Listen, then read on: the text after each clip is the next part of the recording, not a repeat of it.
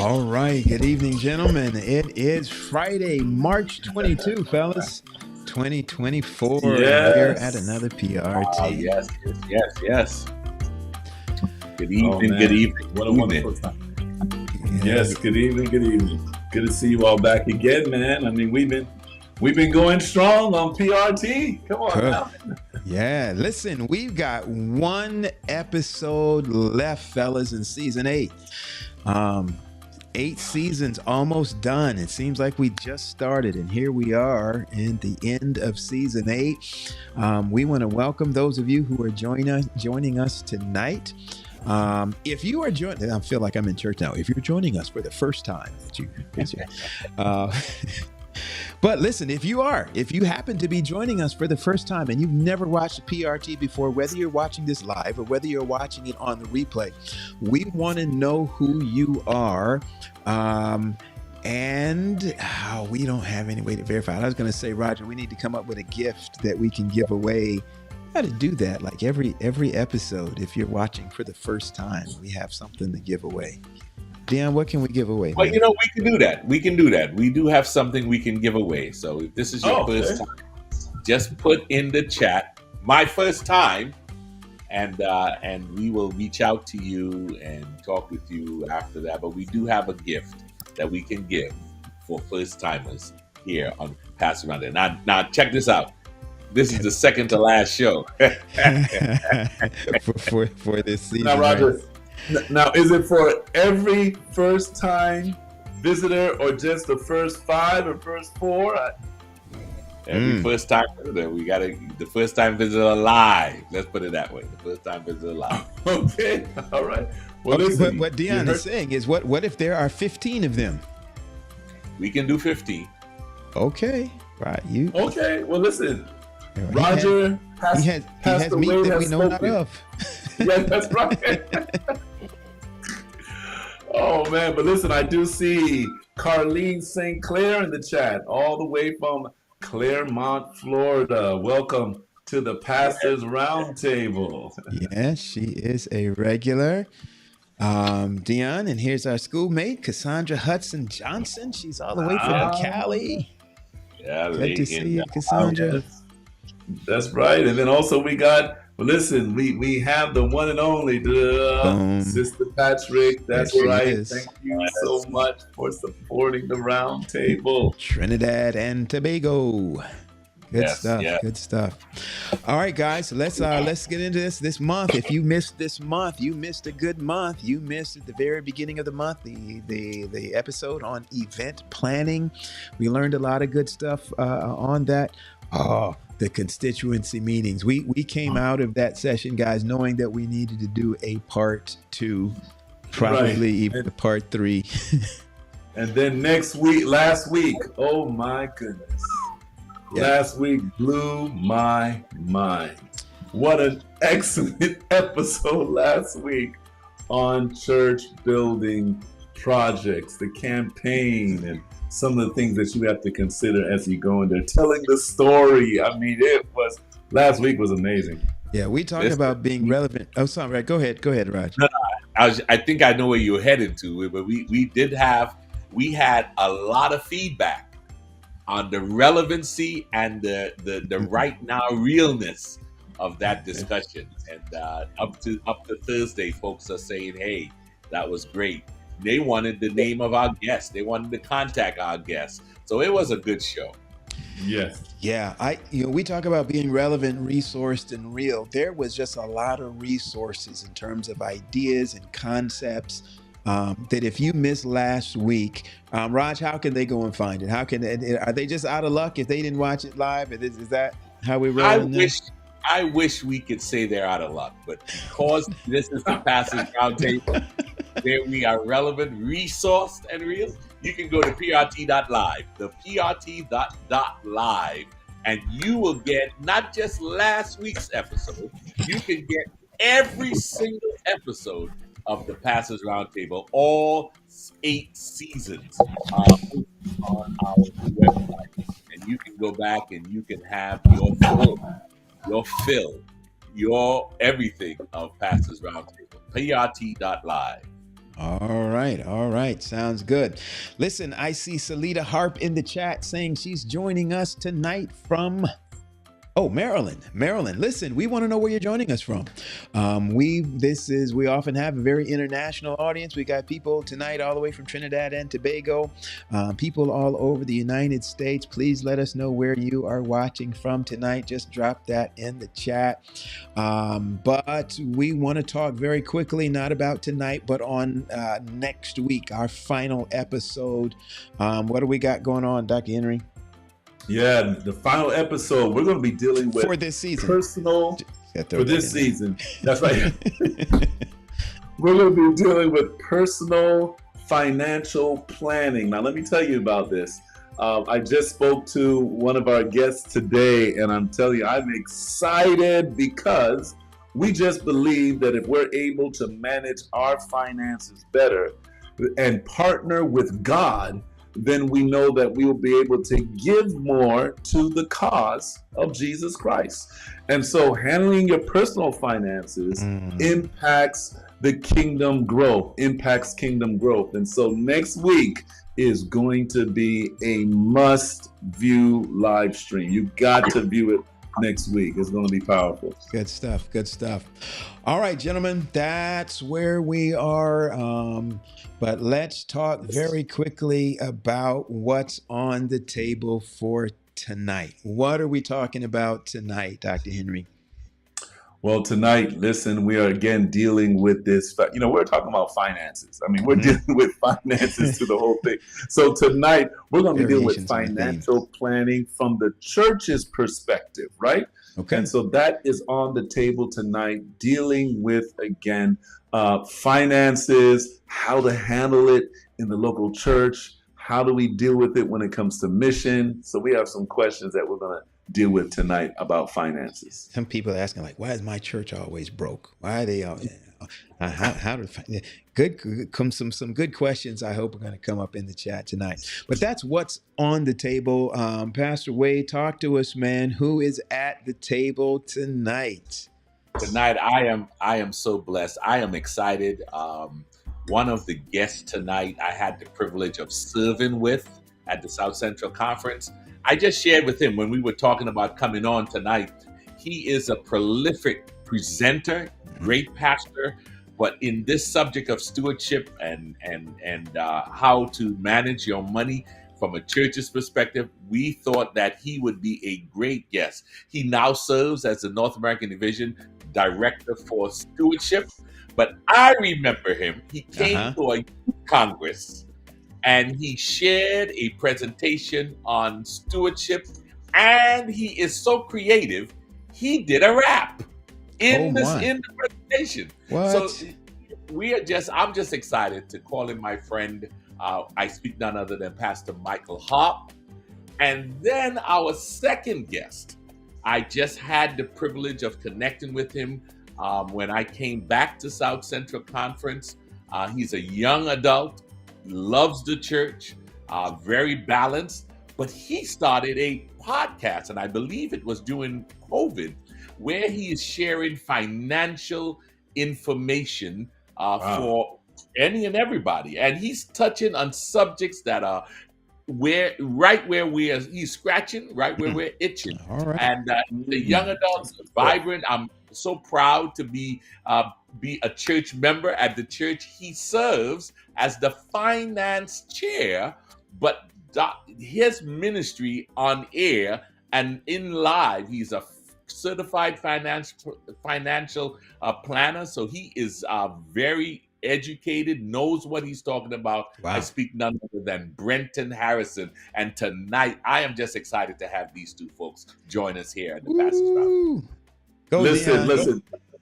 Look, I'm excited already. And you know what? This is the time where people, listen, you're watching, all 37 of you. It's time to share. Can you pull out you're on your device right now. Pull it out. Share,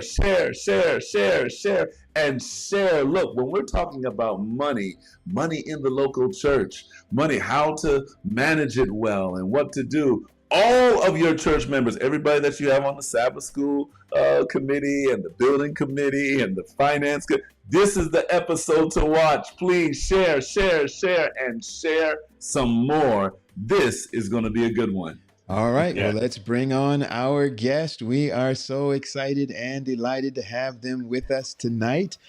Pastor Michael Harper and Brenton Harrison. Welcome to the Pastors Roundtable, gentlemen. Thank you for having me. Thank you. All right. It is such an honor to have you both with us tonight. We're excited to get into this topic this evening. We're going to begin with a word of prayer, and then we're going to give you both just a minute or so to greet our audience, just give them a little more of an overview of where you are and what you're doing before we hop into our questions tonight. So, Pastor Wade, would you open us up, man, with a word? Yeah, let's pray. Father, we thank you for your love, your mercy, and your grace. We thank you for another opportunity to sit around the table and to dialogue about where ministry and structure and mission intersects. I thank you for our guests. We look forward to those who are going to be viewing in live and in the replay. And we pray, Father, the conversation will draw us closer to you is my prayer in Jesus' name. Amen. Amen. Amen. And All right, Pastor Harp, we have a habit here at the Pastors Roundtable because we know preachers, so we give them about 37.9 seconds that you have to to share this evening, but the time is yours. well, I just want to first give a shout out to the love of my life. Been married 41 years this year to Salita, who's online. Best choice God ever made for me. Oh my As far as stewardship, and Roger had to mention that thing about rapping, but that was to meet the needs of the young people, speak their language, and the Lord blessed. But stewardship to me is holistic.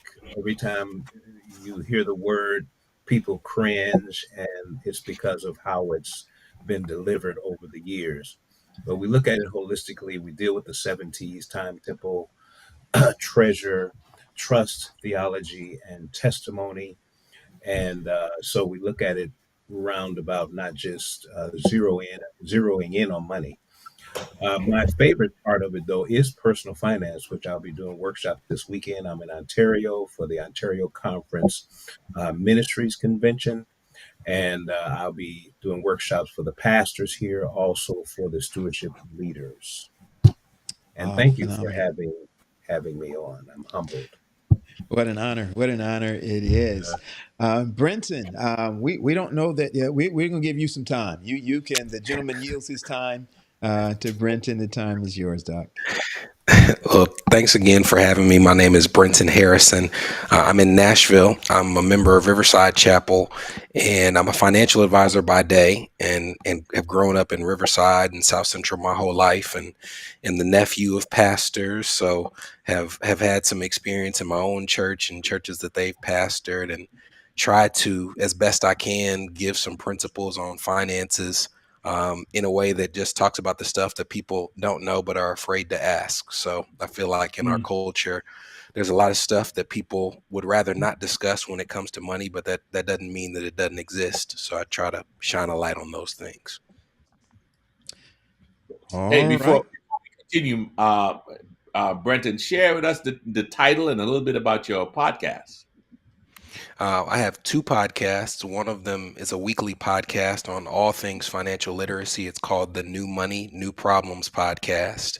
And then I have a podcast that comes out every 2 weeks called the Escape Student Loan Debt podcast. And that's specifically for federal and private student loan debt. Awesome. Excellent. All right. Well, take us in, Raj. Listen, I want us to start, as a pastor, I went into a church. I came out of school. They didn't say anything about having to work with a finance committee. They didn't say anything about all these other committees we need to work with. But why is it important? And this is where I need some help with. Why is it important to have an organized financial system for the church? Let's start with that. Brenton, why don't you kick us off tonight? I think it's about making sure that power and authority have checks and balances. So to me, if you don't have an organized system, number one, you don't have an organized way of decision making, and you risk putting too much power in the hands of one individual, not, making any judgment on their motives. But I think that you need counsel when it comes to dealing with money that is not your own. It's the Lord's money and then the church's money, and you may have given back a portion of it, but you were giving it back. So I think that finance committees, I think that boards, I think that business meetings are crucial in making sure that there's transparency, and then also making sure that there's not a person who has the authority to make a decision that should really rest with the larger body. Okay. Pastor Hop, your take. I agree. Transparency, accountability, fostering trust among members who contribute financially. Yeah, I agree with that. One person should not have the carte blanche when it comes to financial, any decision. It should be all worked out together, especially money. People need to see that the money's handled and they can see where the money's going. Okay. So to bring us down, stretch us a little more. In our personal finances, it is tough sometimes to forecast or to even budget. Some people do it well. I applaud them; they do it well. But what part does a budget play for that system, Pastor Hop? Well, it's the budget is a plan of how we plan to spend whatever funds that we have pulled together. It's simply a plan. That sometimes people are afraid of the B word, the budget. Budgets can be adjusted. Don't need to be frightened or afraid of it, but it's a plan on how we are going to spend this money over a certain amount of time, and then to track how we are doing it.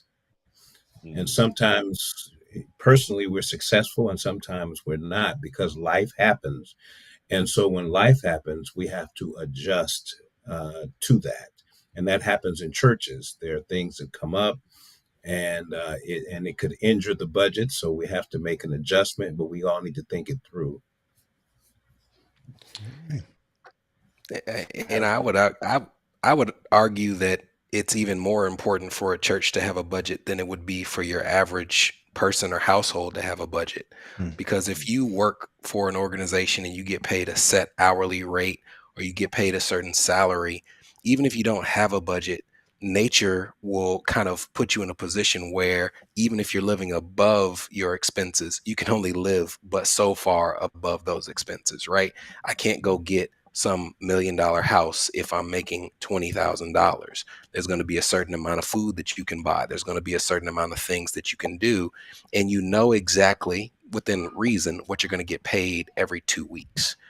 With a church, you are making an estimate or a projection on money that you don't necessarily know you'll receive, right? You don't know on January 1 what you'll bring in offering all the way through December 31st. So it is definitely valuable for an individual to have a budget, but you can have an individual who can stay in their home and kind of fumble their way through without a budget. With a church, when you have no idea what's coming in unless you make those projections and kind of allocate certain amounts of ministry, you can make promises for an amount of money that doesn't come in the door because you haven't made those projections. And it's not as easy to go get a credit card. It's not as easy to go get some of those things that might rescue a household when they overspend. With a church, it's harder to get funding. It's harder to get financing. And you have to make sure that there's some type of plan so that if you're spending more than you have projected, there's some type of mechanism to check that. But there needs to be that mechanism. Okay. Go ahead. Yeah, no, I was just saying a very good point. It's when a pastor comes into a new church or church environment and looking at finances, that's why if it's possible to look over the history of what the church has been doing financially, Mhm. as you look at the plan or making a budget plan, because sometimes the year before helps you to project what you might be able to do, because the offerings are different every week. You have the highs and you have the lows. So it's very important to look at what has been previously done as you plan for the future. It's a follow up to that. I was at some place. I don't even remember where I was not too long ago, but I remember somebody getting up from a finance committee or a financial position, and they were made a big hoopla about celebrating that we finally have a balanced budget. What do they mean by that? What is it? What is that? What is a balanced budget? We hear people talking about a balanced budget. I'm not sure if everybody really understands the dynamics of what is a balanced budget. Go ahead. Go ahead. Oh, well, I mean, I can say that I think that would differ based on who you're asking. If you're asking me what I consider a balanced budget, there's a type of budget called a zero-based budget, where every dollar that comes in is allocated. That could be what they mean. Hey, we don't just have dollars that are coming into the church or dollars that are going out of the church that aren't reflected on the budget. That may be what they mean. You could be saying that you have a balanced budget where you're ending the fiscal year and you're not at a deficit where you spent more than you actually brought in. So I think it would depend on the context of that particular person. Okay. All right. All right. Doc Henry, where are we going next? Oh, can't hear you, Doc.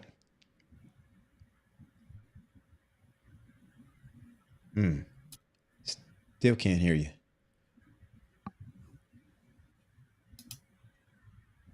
Well, while we do that, I think Pastor Harp, you mentioned looking at the past revenues, and so what does how sure can you rely on the past, especially as you move into the future or you look down the future? Things have changed so drastically.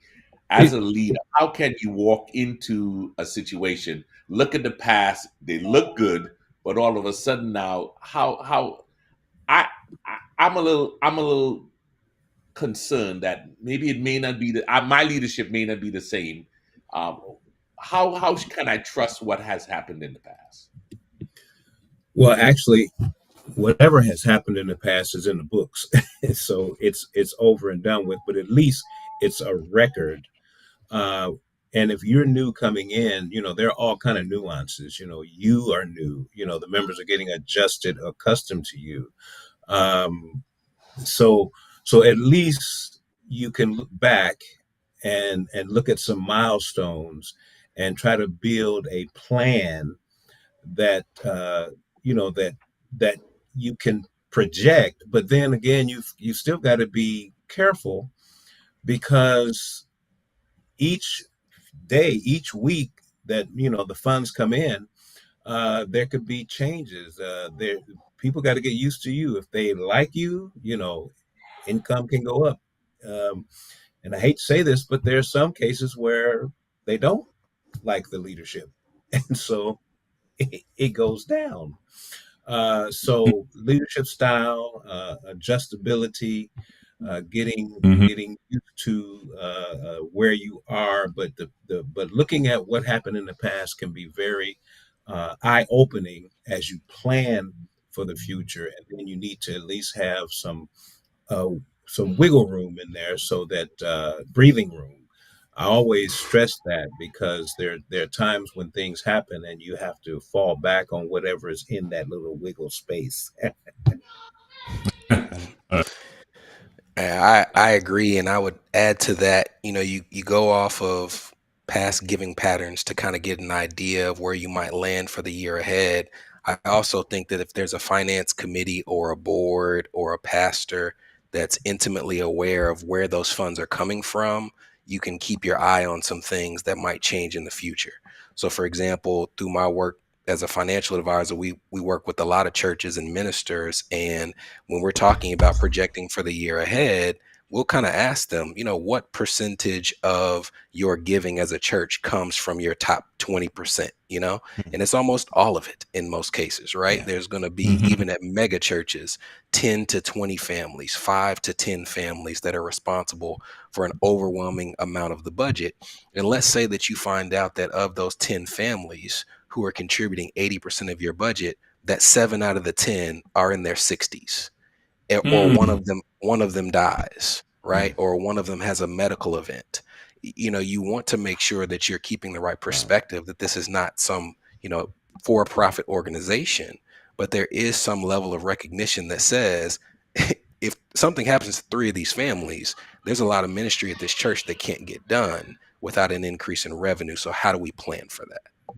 No, that's a very, very good inquiry and comment, just dealing with those finances. So before I go to the next question, so if you do have like that 20% of your church that's giving, and you know how our system is set up where the offering, runs what happens in the local church and the tithe that goes to the conference.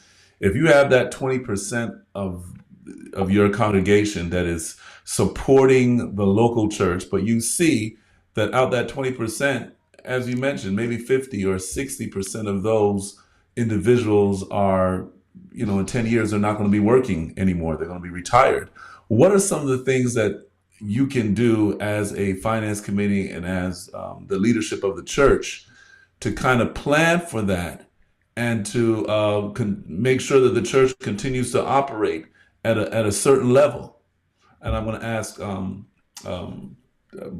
Pastor Hart first.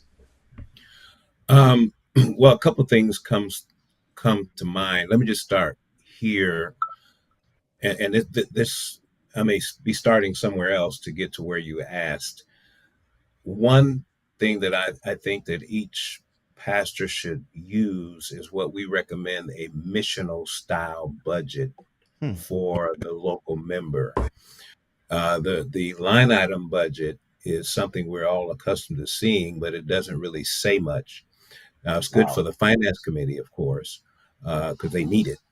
But for the church at large and for the average member, a missional budget explains what your mission is and what you're doing in the community, what you're doing to help, what your ministry is doing. Then it gives you a dollar figure that's attached to that. And when you see that, it encourages people to say, hey, this is what our church is doing with the money that we're putting in. You can see it. So that encourages, continued giving. And then also your church has to be set up in a way that you're always bringing in newer and younger members, and you have to appeal to a younger generation because the older generation is moving on and getting to a place where they're going to be fixed income or not able to support as they used to.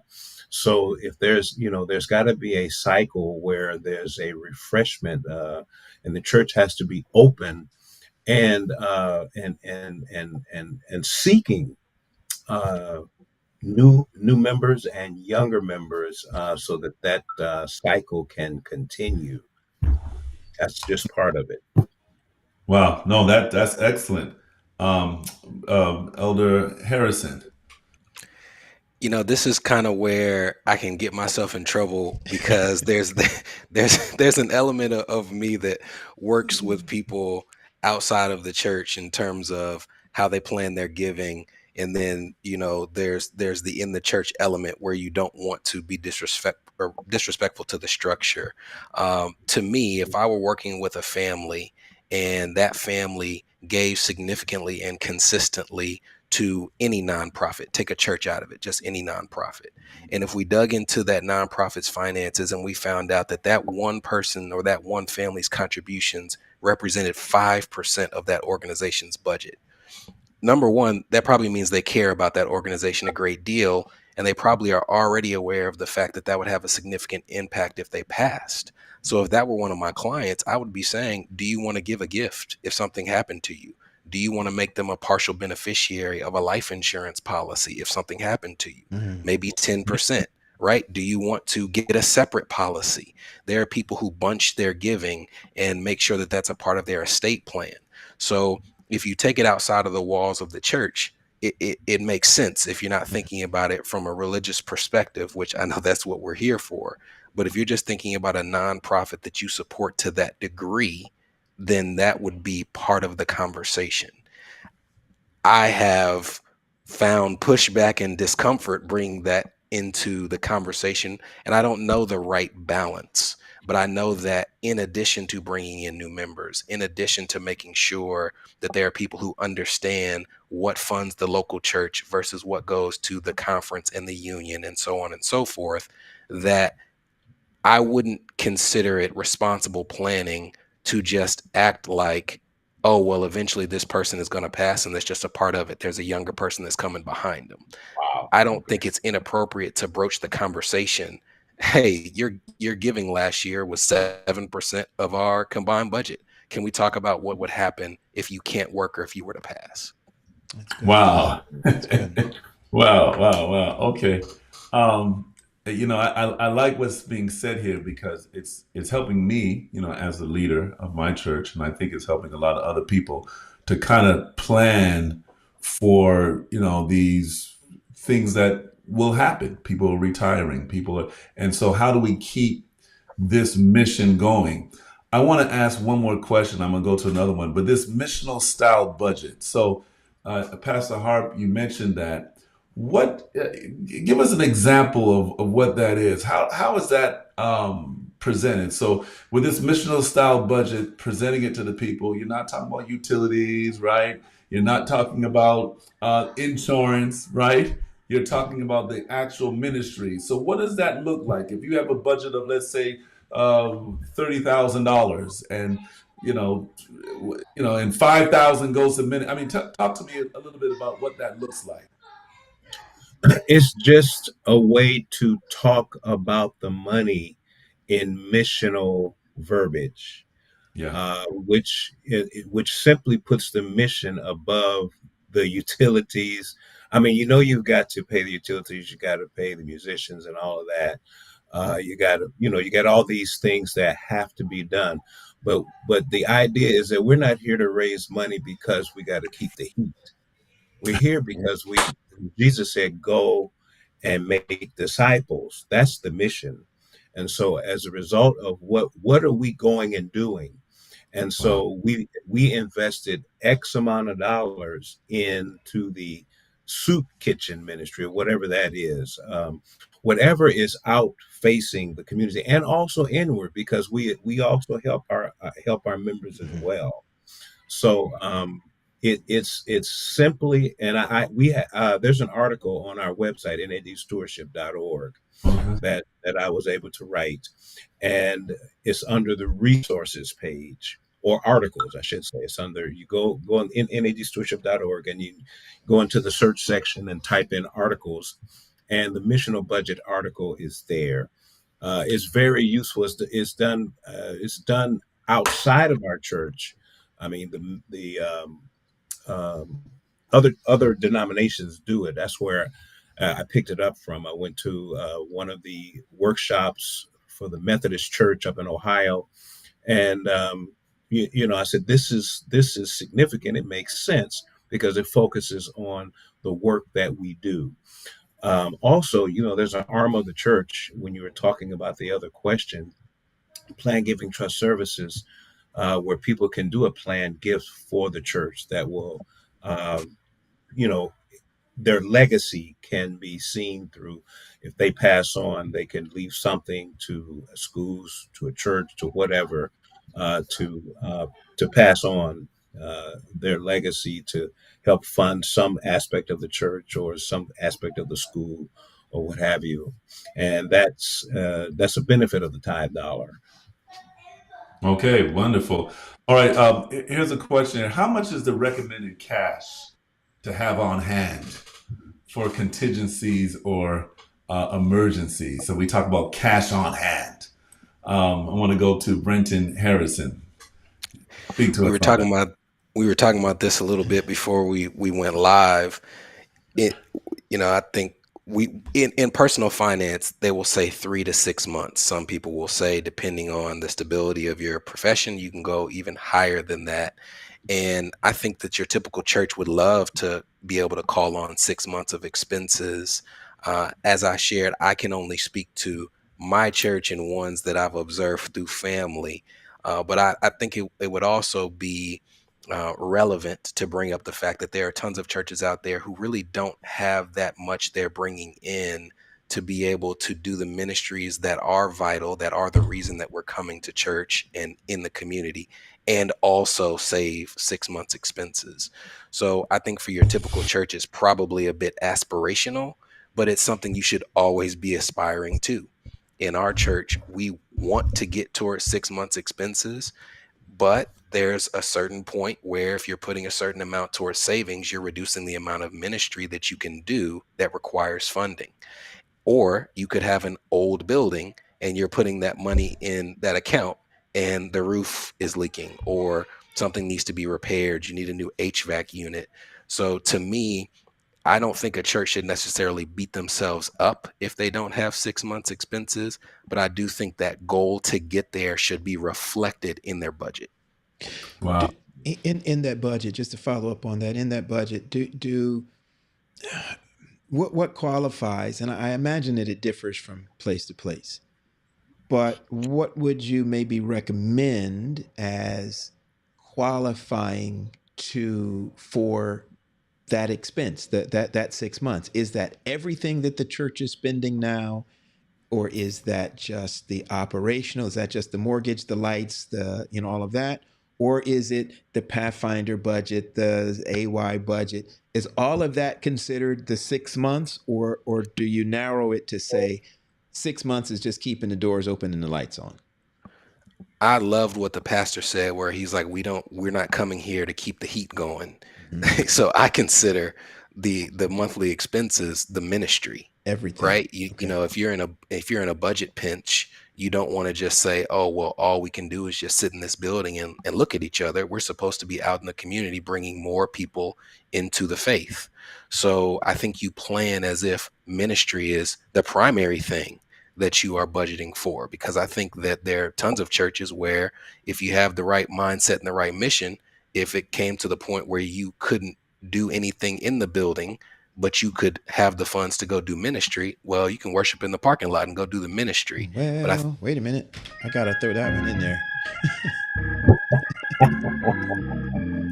Yeah. Yes. Oh, we lost him. I think he froze up on us with. Sorry. Okay, there he is. Sorry. My internet betrayed me. No worries. That was track there. Keep going there, Rob. The same thing. If you didn't have a building, you could still do ministry. Come on now. Yeah. I stepped into a pastor at one time where there were 6 members in the church, and so the first thing in my mind is, and I had we had a health ministries person and we had community service. That was the two, and so we worked that. Mm-hmm. We went out into the community and we worked that. And within the year, we had another 25 people attending the church rather than 6, because we turned to the community, we opened it up, and we made it viable.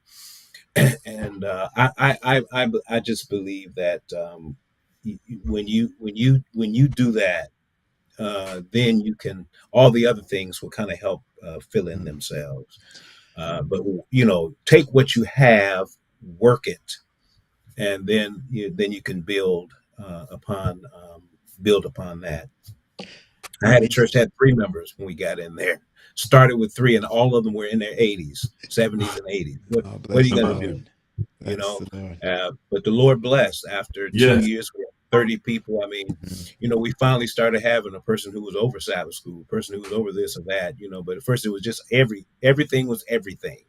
So you just start where you are and work with the Holy Spirit and the Lord. Relationship built. Make sure that you're in the community, because that's what built up that church.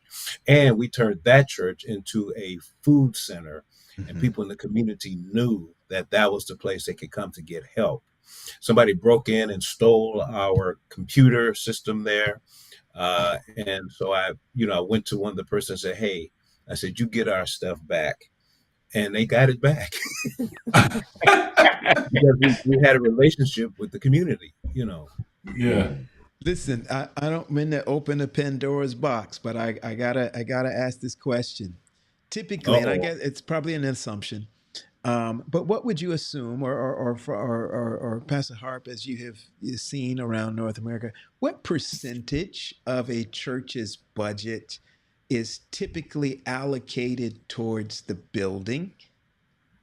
The issue, so mortgage, lights, water, taxes, security system, instruments, sound, all of those things, the janitorial stuff, the soap, the hand towels, the toilet paper. How much of a church's budget, percentage wise, do you assume goes towards the building itself? That's a good question, especially since I've been separated so long from that. It's a good portion of the budget. I'll say that. Uh-huh. Mhm. Um, Especially the building itself, and some of the examples that we mentioned earlier, where if the building is old and Old. tattered, and it becomes a money pit. Uh, a significant amount of the budget goes to help take care. Well, I shouldn't say help, but goes to take care of some of the stuff that, especially if it's a declining building. But it's a good part of the budget that Mhm. goes to support the building itself, and that's including employees. Well, for the conference, a big part of the money that goes from the conference goes to employees. Sure. Brenton, you can take a stab at that, percentage wise. Any you want to jump in that? Um, and there's a delay on my video, so can you guys hear me okay? Yes, we Yeah. hear you fine. Okay. Um, I would agree it's a percentage that increases as the building ages, right? Because you have bills, and then the older the building gets, the repairs can start to creep up into it. That's actually what I meant when I said that I think it's great to have the aspiration of building towards 6 months expenses reflected in your budget, when in reality you may not be able to get there based on the needs of the building, right? Because it's like you can want to get there, but if you keep getting knocked back, that's just part of your reality. So I do think that the percentage, it's large. It increases if you have not built in some mechanism to pay for repairs like a roof, or to do things of that nature. And I think that as our buildings get older, some of those tough conversations need to be had about, yeah, some of this does need to kind of be put to the side. We do need to have an understanding of the fact that if we don't pay for this in cash, we have to borrow the money. It's not, up to me to decide how that church feels about borrowing that money, but some churches are adamant about not borrowing money. Well, if you're not going to borrow money, then a significant part of our budget needs to go towards paying for the eventual repairs. Got it. Got it. Mhm. All Well, right. I listen, wanted to, 1 minute, yep. Answer before we move on.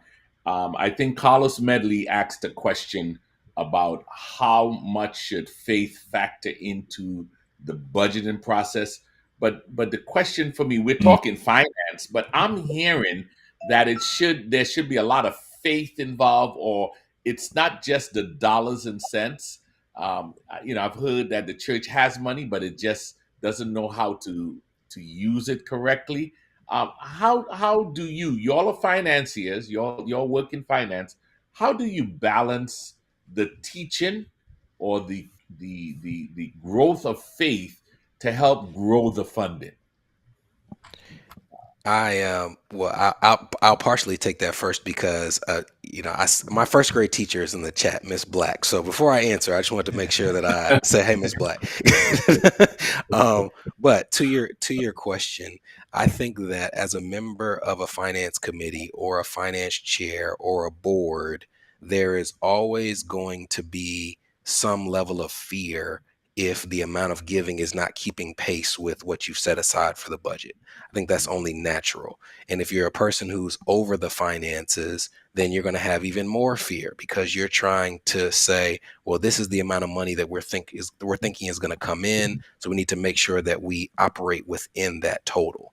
But I think that fear can go to the point of trying to establish control over something that we don't have control over. So it's like you have that fear because you're assuming that there won't be a month where God blesses extraordinarily and you're going to have 15, 20, 25% more than you typically do in that month. So when you look at even ministry plans, we have people who come to us and they will have these ministry plans, and sometimes members of a finance committee, they'll say, oh, they just have all these ideas and all these ideas cost money. Yeah, they should want to continuously be thinking of new ideas, new ways to minister. It's not a finance committee. It's not a finance chair. It's not a board's job to stop people from having ideas to minister. Good. It's their role to do the best they can with those plans to say, here's what we think is responsible to do. Here's something that we can't do. But it's not to say, stop thinking of ways to minister. Good. Wow. Yeah, that's powerful. That's powerful. I thoroughly believe in and I know this is going to sound a little strange, but the faith factor budget, because we serve a God who can do anything and all things. And so one of the first things we do is kind of establish the church in the idea of proto-kairotic living. And that is the relationship first aspect of stewardship is first and foremost about our relationship with God and with mankind. And so when we look at that relationship, trust, which is the fifth T of the seven T's of stewardship, is a huge factor. When we make our plans and we lay our plans before the master, okay, yes, we're supposed to, count the cost. The Bible says count the cost. So that means cross the T's and dot the I's, but there should always be an element of faith where we have to stretch ourselves to trust God to help get this done, because it's not about us. It's about Him. And as we model faith, it will teach the congregation faith. And so we have to do that, because we've got to show that we're relying on God, and it's not just I could have $10,000, I could have 10 million, but there's got to be a faith factor in there to model that, to teach that, to show that, hey, all of this God can help us to do, and we believe that He can do it. That's good. That's good. Oh. Got a couple of questions that have come in the chat. One has come in twice, so I want to address this, and this is from Michael Bray. He's asking, Elder Harp, could you speak to the importance of the offering moment? I'm assuming that's in the worship service. In most churches, the elder has 3 to 5 minutes to speak to the about 66% of the church that is not faithful in tithes and offerings. How important is that moment that we spend in the midst of the liturgy, encouraging, asking, I don't know, beating people up, whatever we do, guilt tripping folk into how valuable is that moment? It's very significant, and it goes beyond that 3-minute moment. There should be a diet of generosity thoughts. Never beat people over the head. That's not going to work. What we must do is learn to love people into a relationship with Jesus, and then we can talk about the significance of money. It doesn't work. If my relationship with the Lord is, if we can't deal with that, money is not important, because all the money in the world, I mean, all it is just paper, and you can do this, you can do that. But if I love God and I see, that this relationship is taking me higher, now let's focus on the relationship with God and the money. but the relationship with me and him has to be dealt with first. So in that 3 to 5 minutes, I mean, if that's what you have, talk about the love of God, talk about how good God is. Testimony is always good, how what God has done for someone, because that transcends to someone else. Like, oh, well, if that happened for them, then, God can do that for me. So Amen. testimonies are always good in that 3 to 5 minute moment, but but the whole church should be in a diet of generosity over time, not just once every quarter or once, every 6 months. This diet of generosity and this educative factor of loving God and loving our fellow man and how this relates to money, that needs to be taught in the churches. Okay. All right. Well, that's a great segue into the next question. Most of us, we understand that on a conference level, and somebody mentioned the difference between conferences and local churches. On a conference level, a conference constituency gets a financial report typically every time they have a constituency session, which can range from anywhere to 3 to 5 years. That's when they get a financial report. How often do we recommend that church members on the local level get a financial report? And how can the church find ways to effectively communicate to their churches on financial, to their members on, I'm going to go even, I'm going to broaden that, to their supporters, not just members, because a lot of people who are not members are willing to support. How can churches more effectively communicate on financial matters to their supporters? So first, how often should a church expect to receive a financial report? And then how can churches do better at communicating financial issues to the supporters of the church? Let's start with Brenton, and then we'll go to Pastor Hart. It's an interesting question because we just had this conversation in my church where the members were expressing a desire to get it more frequently than they do. We, typically at business meeting, we'll do a really extensive finance report where we're giving a status update, and that may be every 6 months or every 3 months, depending on the year. If there's a lot going on and there are matters that need to be voted on at business meeting. But we also, once upon a time, when there were bulletins that we printed off, every Sabbath, we would have a summary of the financial report on the bulletin. And so it was something that people could see every single week, right? They may not be able to ask questions about it. And as we've gone into the more digital realm, it's actually been something that we've had to keep in mind. Oh, you know what? There are less opportunities now for you to see this if we're not having business meetings. So I think that you need to be attuned to the desires and the requests of your members. But I do think that there is a limit on what's appropriate to share at business meeting or board meeting level and what would require a smaller meeting. So to me, I think that there's a larger overview of a budget that you share at a business meeting type setting. I don't think you need to get into like individual transactions where you're getting into the weeds. That to me is something that's better held in a smaller meeting where you issue the invitation for someone to come and talk to the finance committee or talk to the board if they have a concern.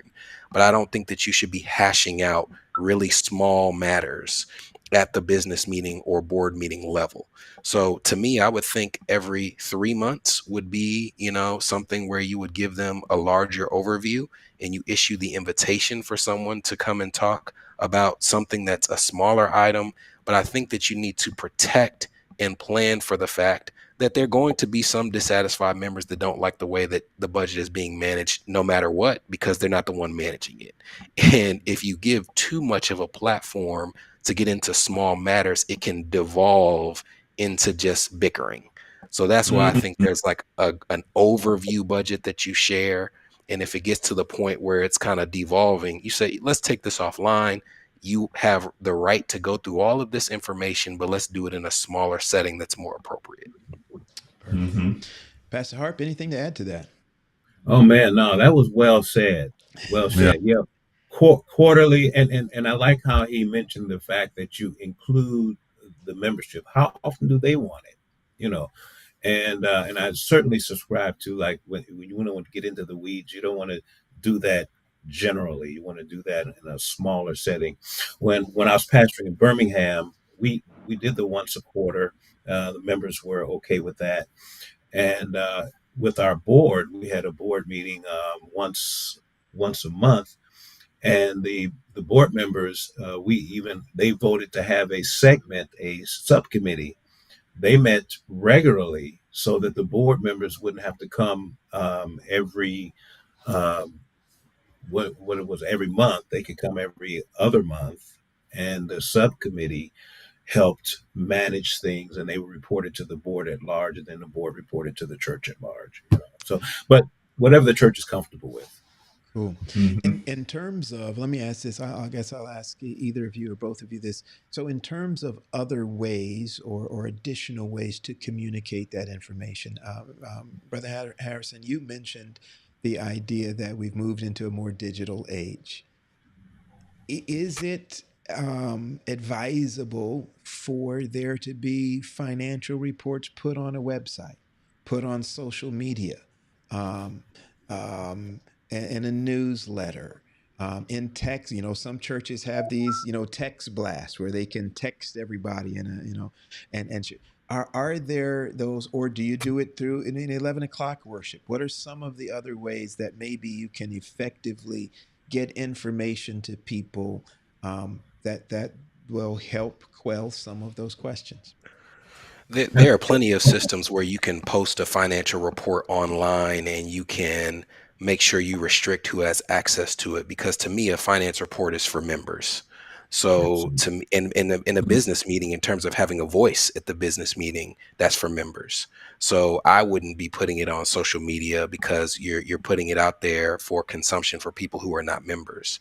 But there are plenty of ways that you can post that report online. And again, if you are going to do that, it should be a general report, because, like I said, unfortunately, this is something that rightfully so people are passionate about. But unfortunately, there's also some things where it's like there's going to be times where if you're dealing with the finances of church, people are just trying to be messy intentionally. They don't have the best motives and intentions. And that's not everyone, but you have Mm-hmm. to protect the church. You have to protect the finance committee. You have to protect the board from people who are trying to access information, question information, and there's no like positive like takeaway that they're looking for. They're just trying to stir controversy. Okay. And I would add to that, very very good point. I would add to that the security of it. You don't want to put all your personal information out there for people to begin to size you up to determine one day we're going to come in and rob you, because that's the world we're living in now. Wow. And the interesting thing is, when I was, and we're talking about some some cities that are just, I don't care where you go, it can happen anywhere. But years ago, when I was serving at my home church, Cleveland, well, Glenville at the time, uh, the deacons literally would, when they exited the church, the doors would close, so nobody saw where the cash went. Mhm. And I'm just saying, you don't let your left hand know what your right hand's doing. You just wanted, like he said, general information, or this, that, and the other. But I remember people used to publish the financial report in the bulletin. That's not good. You know, Something general, we're doing this, we're doing that, but don't let people peg you so they can set you up to come in and harm your church. Who knows what people shootings and all this stuff going on these days. You got to be very, very critical and how you handle that. Like you said, for members only. And if it's going to be, I don't even like the idea of posting it online because of the hacking. But if it was Oh, posted, then the only members should have access through a password. So, last question for me on this, and that would be, Elder Harp, how would you respond then to those members who would suggest that because we are 501c3, and supported by government, that the IRS requires that our financial information be available to any public citizen, essentially who returns taxes. That data is public data because we are publicly supported by having 501c3 status. I would work with our attorneys to find out how much we can disclose and how much we don't, because I would be very, very hard on that, not wanting to have all the information out there. I work with our attorneys to find out how much we can disclose. Good. And I would also add that if you're a local church, you might have your 501c3, but that reporting requirement may be something that's more relevant to the conference. And also, it's in terms of who would be looking to harm, it's almost like, so in the individual world, if you go through probate and somebody is trying to administer an estate, well, that's a public document when that is administered. So if someone dies without a will and they go through that process, then you can actually, if you had those intentions, go online and see how those assets were distributed. But that takes a certain amount of intentionality that your average person will not have. When you're talking about somebody who thinks that there's $500,000 sitting around in that church because they don't understand that we operate off the offering, not the tithe, that's probably not somebody who's going to be looking through the 501c3 reports of your organization. Cool. Well, gentlemen, we're going to ask you to just stay by for just a second. We're going to take a quick break, but we're going to be right back. If you are just joining us tonight, you are joining us in the midst of a wonderful discussion that we are having about church finances. Roger, we have lots of wonderful discussions here at the Pastor Roundtable, and every week, every season, we keep hearing good stuff, great stuff that we're learning. If somebody is just joining us right now, Roger, where can they go and find out? Well, it's right above my head, but where can they go and find out more? Talk to us, bro.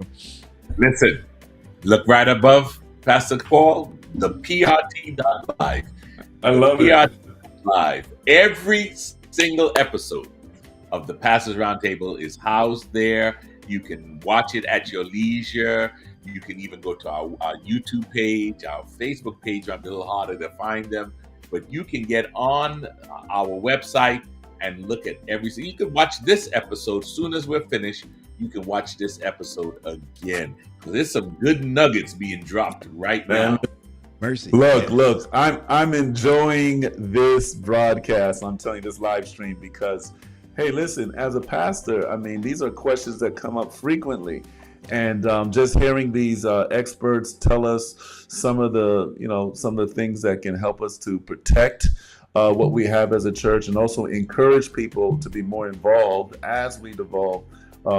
Information is eye-opening. So I just appreciate the comments that are given here this evening. So Doc Henry, let me ask you though. So that reference that Pastor Wade gave to PRT.live, to go back and check out all of the old episodes or the previous episodes, how much is that going to cost somebody to go back and view? How much is that? Well, listen, how much does it cost somebody, or how much does it cost to go back? I mean, is there a charge? Is there a fee? Is there a subscription? How do they access this stuff? Is it going to cost them something? No, does it cost them something? It doesn't cost them anything. It doesn't cost them anything. But does it cost something to have this program go forth and to have this thing? Yes, it does cost for this program to go. But you know what? Hey, listen, this is like the church, man. I mean, hey, we're here. People are here. Some people, they come and they watch and they participate, and we praise God. But then there's some others that say, you know what, let me go ahead and give to the Pastors Roundtable so that we can continue to make this an opportunity for people to learn more about the church and be resourced as we do ministry. Yeah, and listen, some people, Raj, have just been very, they have been great. They've been very generous in helping us to move this ministry forward. And to those of you that have given, we just want to say a very big thank you. there's one of these days we got to put those numbers out, like for real, like what it actually costs to do what we do here at the Pastors Roundtable. We did not anticipate that it was going to cost us out of pocket what it has been, but it has been our privilege and our honor and our joy, and to do this because we love doing it. We love being able to share stuff that is relevant, that is resource, that is real. We appreciate those of you who have dug deep in order to help us do this. Thank you so much. But Raj, talk to us real quick on is there something at the website that will direct? Because some people ask. I mean, the first people that we didn't start asking people to support this. People just started saying, "Hey, how can I help?" And we had to go and figure out a way. What did we figure out? How do they do that? So listen, at the website, the PRT.live, you scroll right down to the bottom, you'll see a link called support. Once you click on that link, you'll have options to choose how you want to give. And you can give 5, 10, 15, 500, 1,000, whatever you want to give to help move this ministry forward. We are planning right now for season 9. We are planning for season 9. And that doesn't mean it's been 9 years.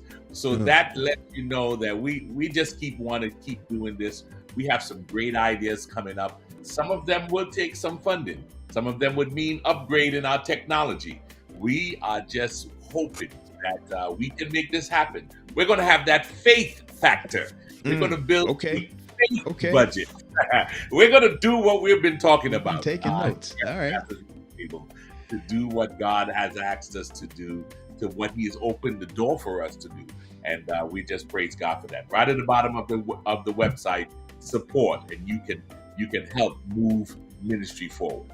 All right, very quickly, I saw in our team chat a notice. Stephanie was saying, "Hey, we got to talk to them about the voting in season 9." Yes. I feel like I missed the meeting. I don't know anything about voting. Listen, help me out. Can we talk about it now? Listen, look, we've had so many good live stream episodes here on the Pastors Roundtable. And, we do have like a common thing that we say, we got to have a part 2. We got to have a part 2.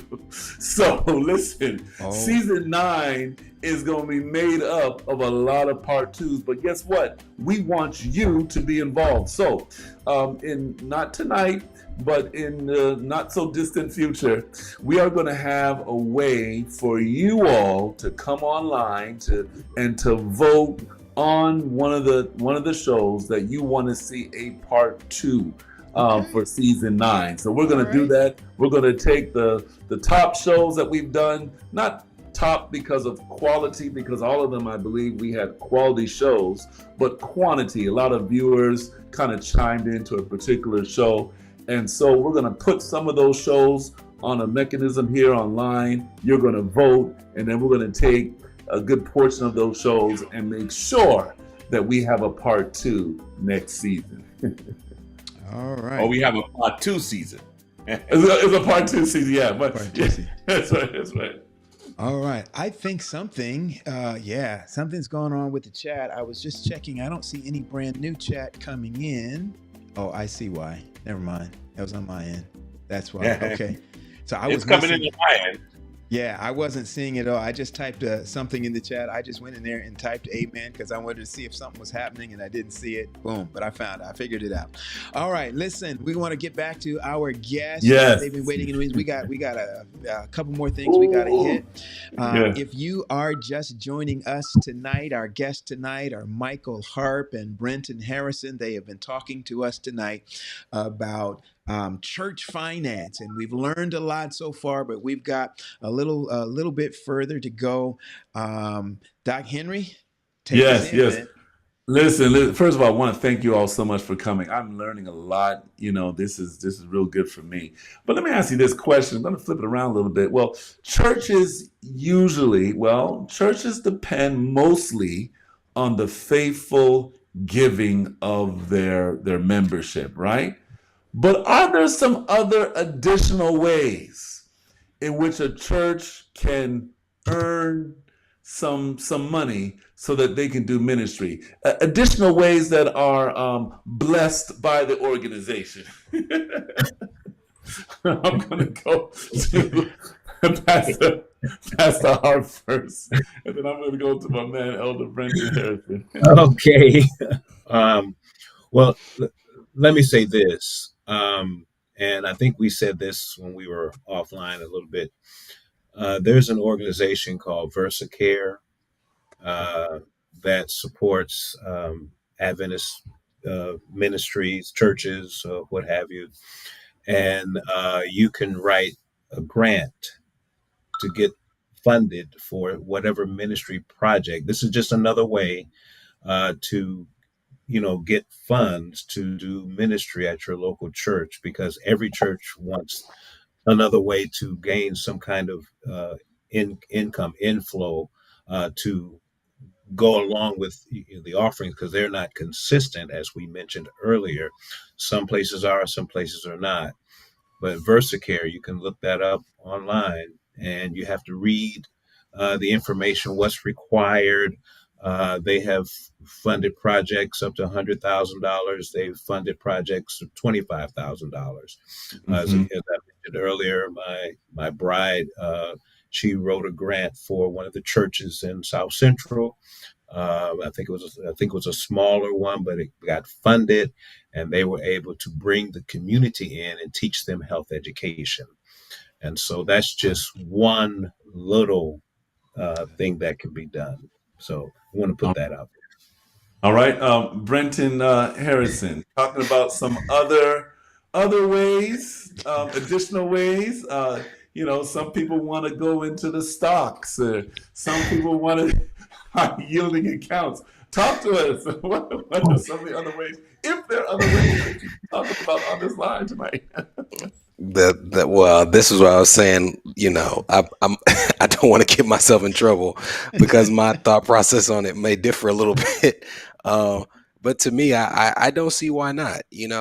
I think stocks is a little bit different, because I think that there is an element of lost control when it comes to in which you're investing and in what you're investing.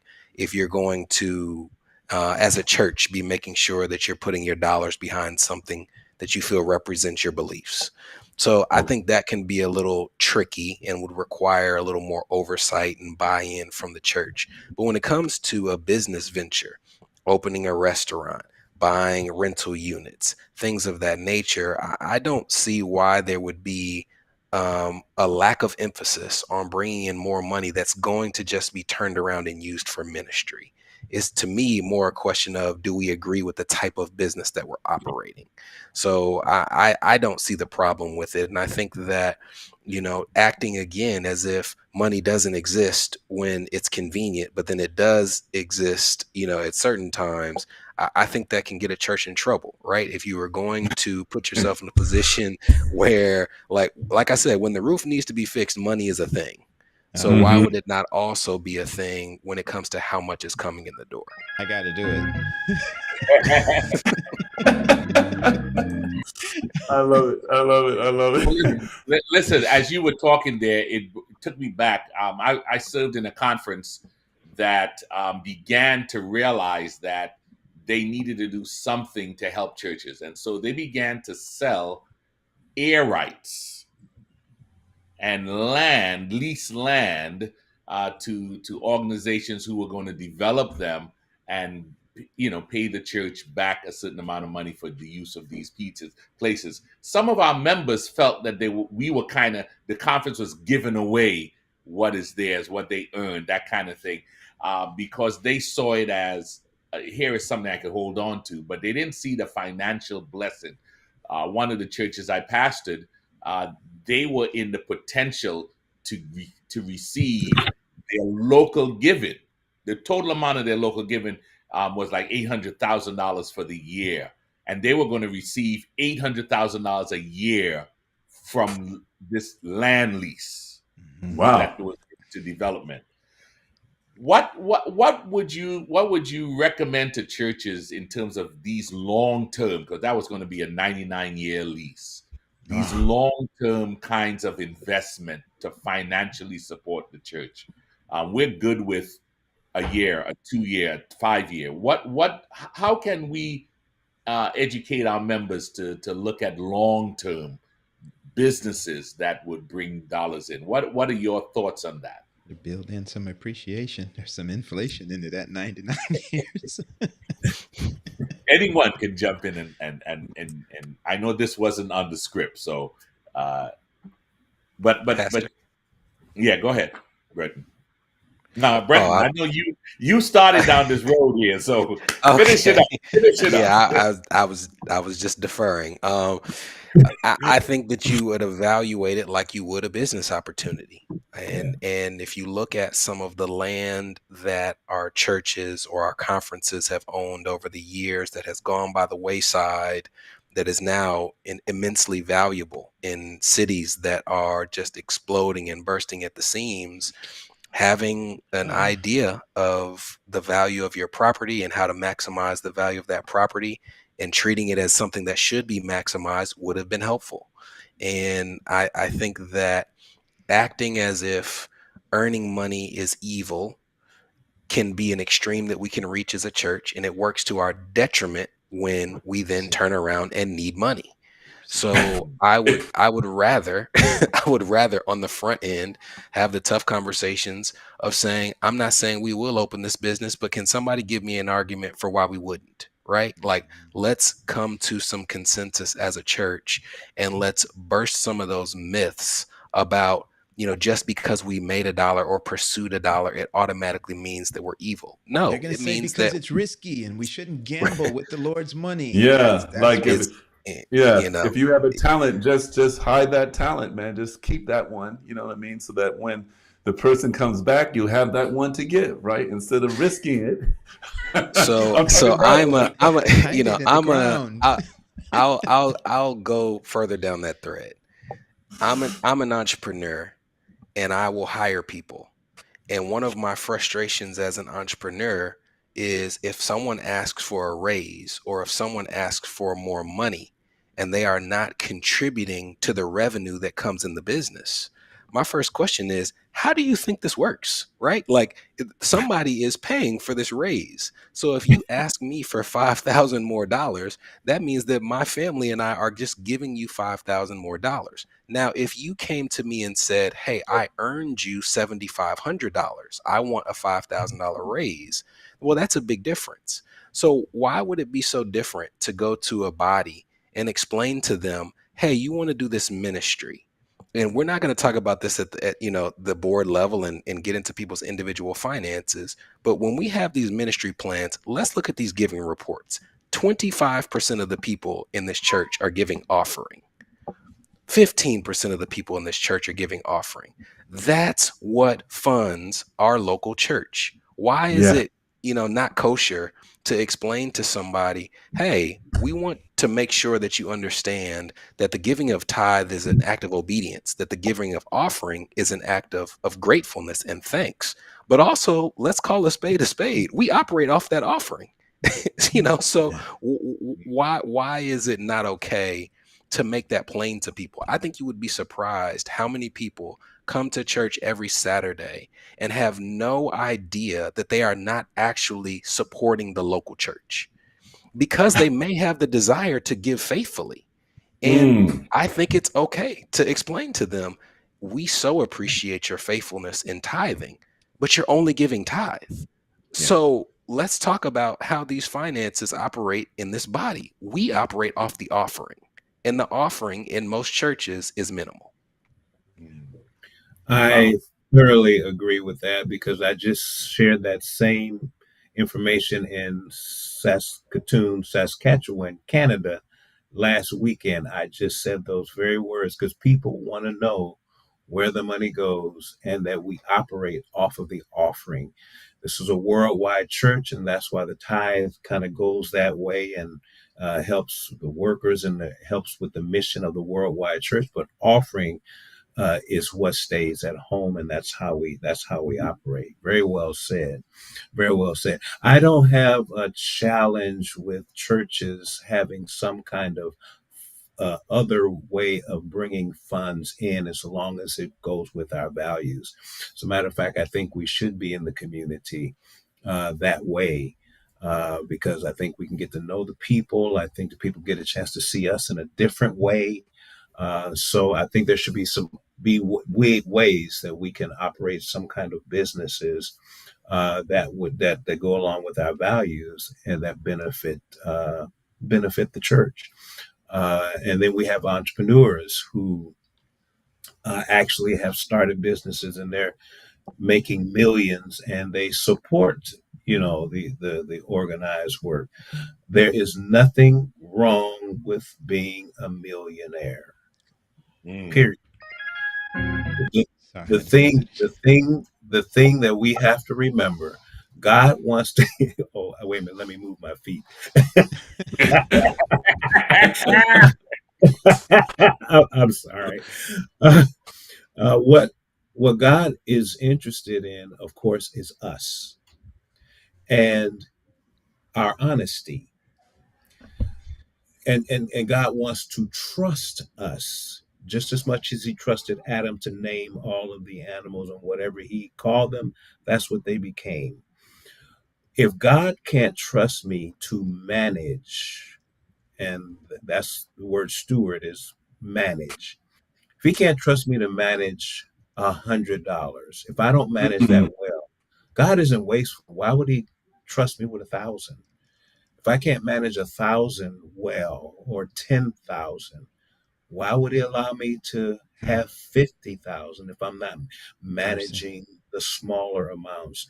That's why we have millionaires in the church, because God has seen that he can trust them Wow. with the managing of funds. So if you want to be and my wife said billionaire, Mm, come on now. then manage the little that you have well, and then watch him bless.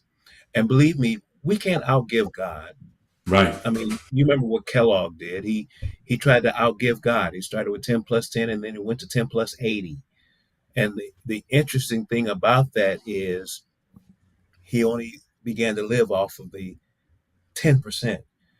And McKee, who owns Little Debbie's, said, I'm gonna do the same exact thing. And when you go to these little gas stations around the country, you see Little Debbie's. I live in Maryland. I see Little Debbie's on the grocery shelf. Uh, and on the campus of Southern, they support the church well. I mean, somebody is a millionaire. Abraham wasn't poor. Yeah, yeah. Yeah. So, I mean, it's not about how much money we have, it's Mm. the mindset and how we're managing it for the master. And Mercy. I think we can do a lot, uh, you know, when we get our mind right. Good. I'd like to follow up just a bit on this question, Dr. Henry. Um, I mentioned to our guests just before we came on that I can go to so many of um, yeah, our churches in the community, our sister churches, that's the Baptist Church or the First Methodist Church or whatever. Deanna, I know you and I used to go to Youth Federation down here in Fort Lauderdale at the big Baptist church Oh downtown. yeah. And on our way walking from the parking lot to the sanctuary, we would pass their bridal shop. We would pass Mm. their coffee shop, donut shop. We would have to pass through all of these other enterprises that were connected to the church as means of other income. And I think that I just if either of our guests want to speak to the idea that sometimes it's not only about income for the church, but it's also about a very intentional economic development plan for the community, where churches are they are investing in teaching people in the community how to become entrepreneurs. And so they create enterprises it's not just financial, but it's also missional. Anybody want to speak to the concept of, is there value in our churches? Is that something that an Adventist church can do or should do? I mean, I see the vision. Um, I mean, I believe, well, of course, the history of Black Wall Street. I mean, that was Mhm. kind of a little bit of what was happening. Um, because I believe that if a church takes that role to invest in its community where it is, again, then the people view the church differently. It's just not a group of people who are going to church on Saturday, or hang out a shingle every now and then, and we're getting ready to have a tent meeting. Nothing wrong with evangelism. I'm not knocking evangelism, but I'm just saying I think we should look at that role in helping to change and develop a community, because then that whole community can grow and everybody in that area can grow. And so it changes the whole makeup of that, of that area. And when you do that, then you can affect change. Affect change in that community, in the environment, how people think politically, all of it. Yeah, I agree. And I think in terms of the outward community, you look at even the Adventist schools that were kind of neighborhood schools, at least in Nashville. Like our school when we were growing up, F.H. Jenkins, it was an Adventist school, but it was kind of like the Black neighborhood school. And at any given point in time when I was going to that school, 25-30% of the students were non-Adventist, and they actually came originally from Hillcrest Daycare, which was about 10 minutes away. And a lot of those families stayed in the church. So you have a business making venture that introduces people in the community to Adventist principles in a way that is not just, oh, come to our church service. It's like, no, we're providing a service that you need. And while you're in here using this service, you're being exposed to, oh, these are nice people. These are praying people. These are kind people. I wonder, oh, I'm finding out that my son who goes to this school has a birthday party for his friends on a Sunday. And then when I go Sunday, I meet all these other nice parents and I find out that they hang out every Saturday and worship together at this church. I'm going to go to this church. You can do the same thing with a restaurant. You can do the same thing with a coffee shop. You can do the same thing with all these business ventures and expose people to Adventism outside of just saying, I don't know you. We've never had a conversation. We don't have a relationship, but hey, come to church with me on Saturday. You don't have a connection with these people. So I think that it's a wonderful way to be a part of a community outward facing, but even inward facing. If you have a restaurant in your, that your church operates, or if you have properties that your church owns and you need somebody to manage that property, and you've got someone in your church who needs money, hey, I would just love to have a job. There's 4 or 5 people here about to get put out of their home. These people's character. That might be the people, or those might be the people that you hire in those businesses, right? So it's like, do you want to go to some membership assistance fund that you can't fund because you don't have the revenue and give them, $200 for a hotel for a night? Or do you want to give them a job that they can have for months and months and months, right? Gotta do Like, it again. I don't, I don't understand the aversion to money. I understand the fear of being, overwhelmed and obsessed with money, but I don't understand the aversion to money being earned by the church in any way other than offering. Elder Harp, there was a question in the chat about how would that affect, how would that affect the 501c3 status, the IRS status, if the church has that kind of a income? Again, I would do the research to make sure that we're not going outside of any policy or any.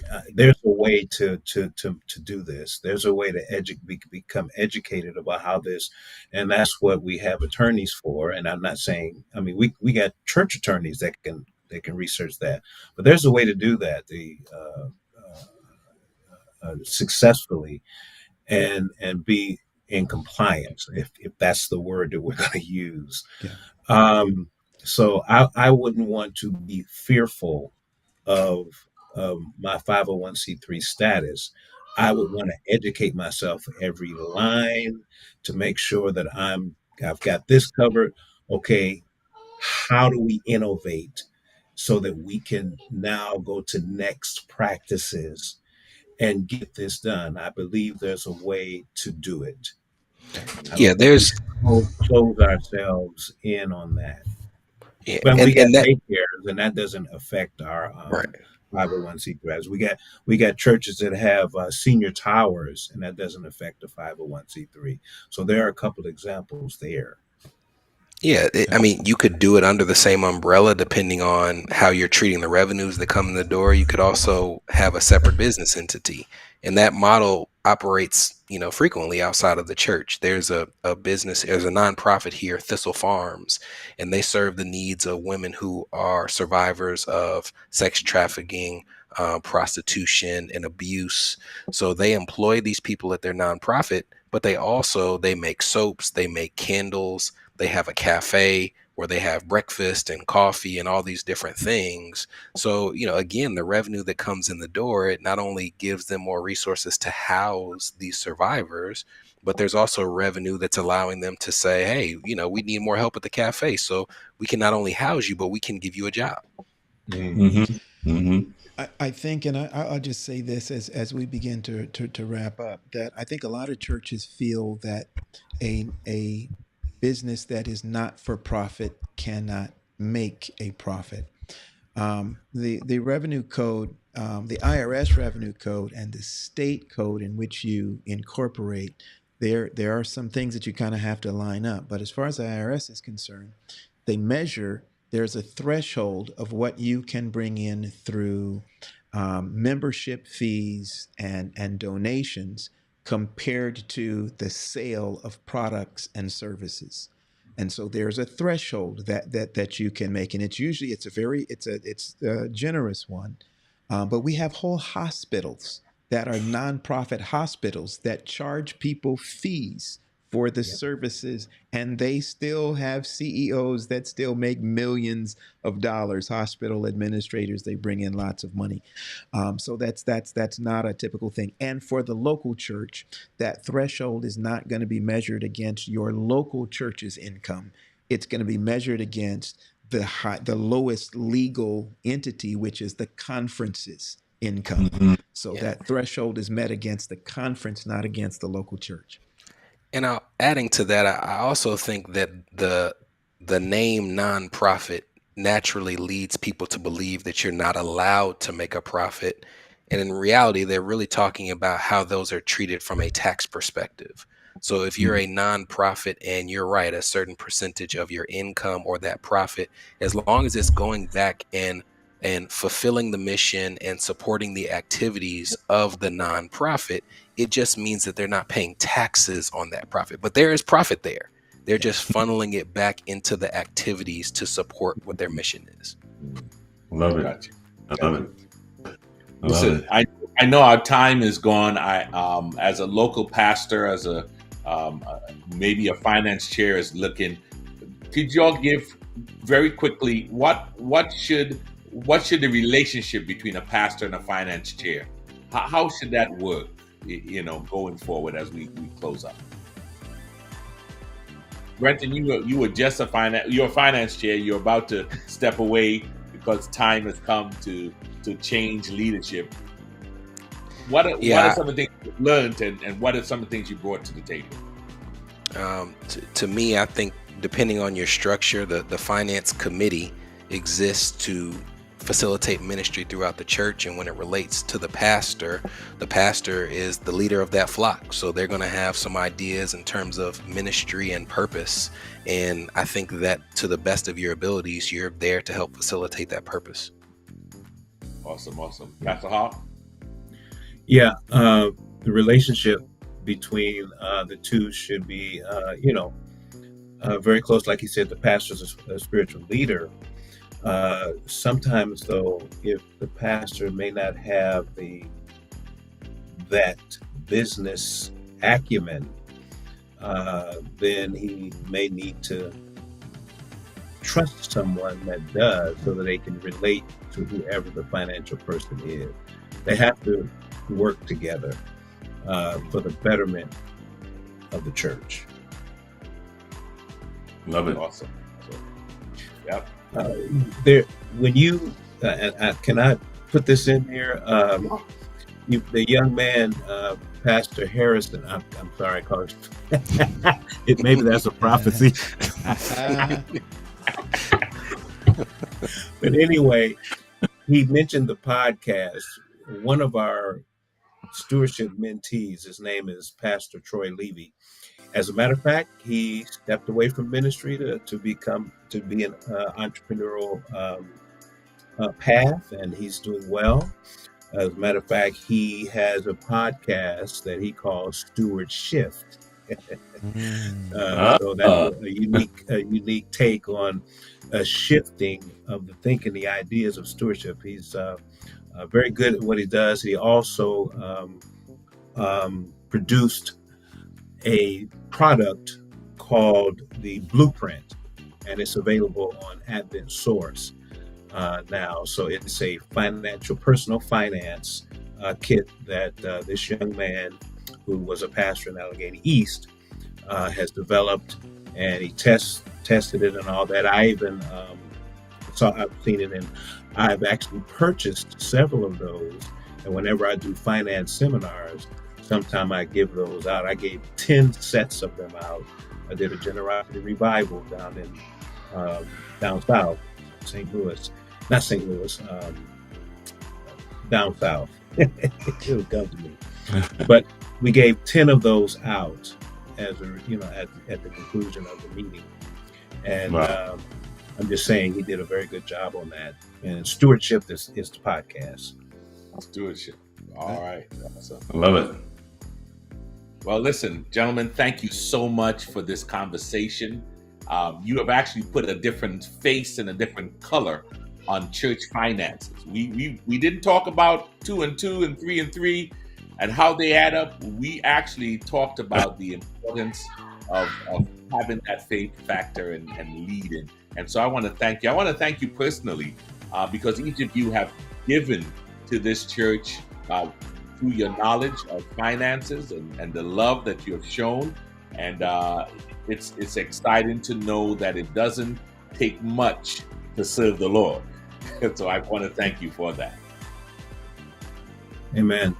Follow us on Facebook, Instagram, YouTube, and X. All right.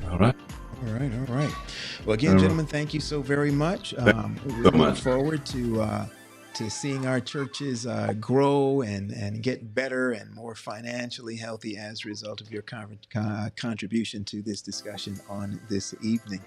Our time is gotten way away from us tonight. We are overtime. You, each of our audience that's joined us tonight on next week, the final episode of season 8. You don't want to miss it. We will see you on next week. Roger? Well, listen, once again, to our viewers, thank you. To our guests, thank you.